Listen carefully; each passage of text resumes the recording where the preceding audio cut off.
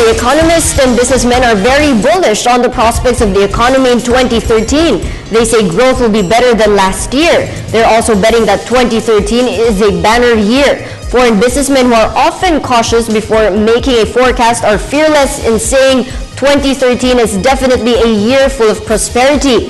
So what makes the Philippines a darling to foreign investors? It's rare to see them share a sense of optimism in the past. And joining us tonight is NEDA Deputy Director General Emmanuel Esguerra. Good evening, sir. Good evening. Sir, usually when a year starts, economists and businessmen are calling on the prospects for growth in our country. But now optimism runs high and this will be a banner year. Sir, what is convincing them that this will happen? Well, I think the combination of good macroeconomic fundamentals and the restoration of credibility in the reforms that are being undertaken by the current administration make for that result. So, sir, which sectors of the economy do you see that will perform by this year, and why is there a lot of optimism for manufacturing, especially to grow? Well, there are, I think, several reasons for that.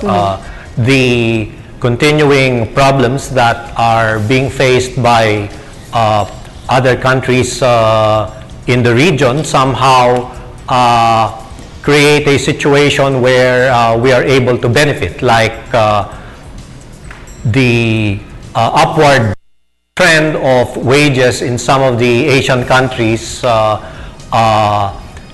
is encouraging some foreign investors to relocate. And on the other hand, given the good performance of the Philippine economy in recent months, it has become an attractive site for relocating businesses.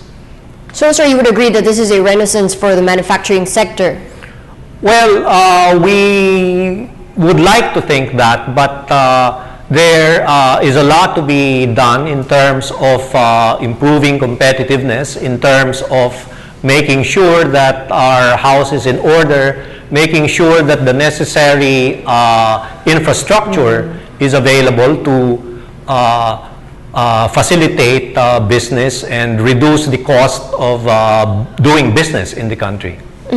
Sir, how about the tourism sector? They've recorded 4.8 tourists to come in the country the past year. If the boom continues, how do you see this having an impact on the economy? This is certainly good news.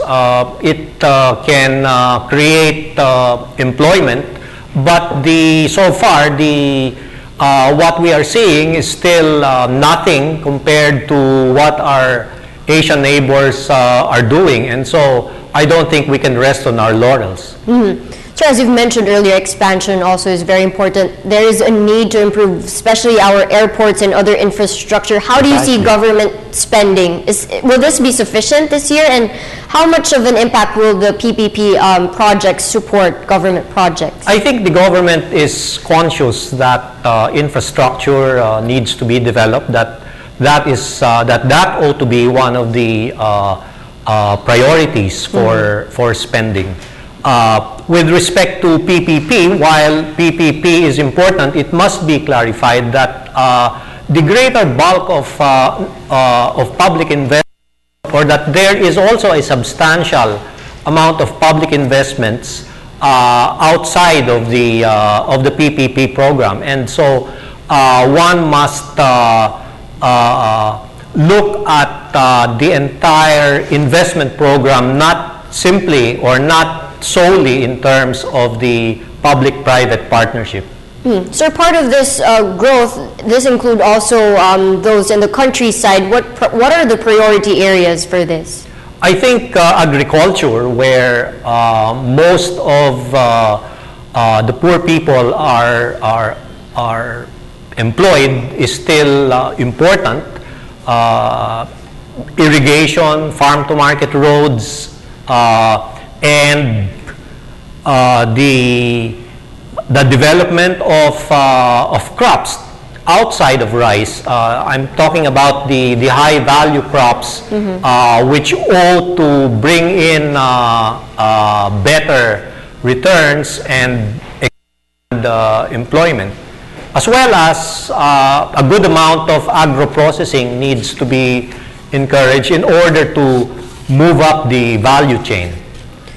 Sir, talking of inclusive growth, how much of an impact will this have, especially on the President's program? Will this reduce poverty? Especially, it was reported earlier that there will be more jobs here in the Philippines. Well, the programs and the good macroeconomic policies that you see in place induce confidence, but beyond confidence, beyond investor confidence, we still need to make sure that this translates into actual investments and to actual jobs. And in order to do that, the country must be, the economy must be competitive.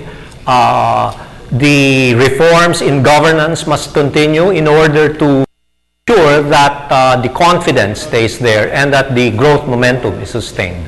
Sir, how about a final word from you amid all these challenges we are to face? Do you think this will be a great year for the Philippines? I would like to think that.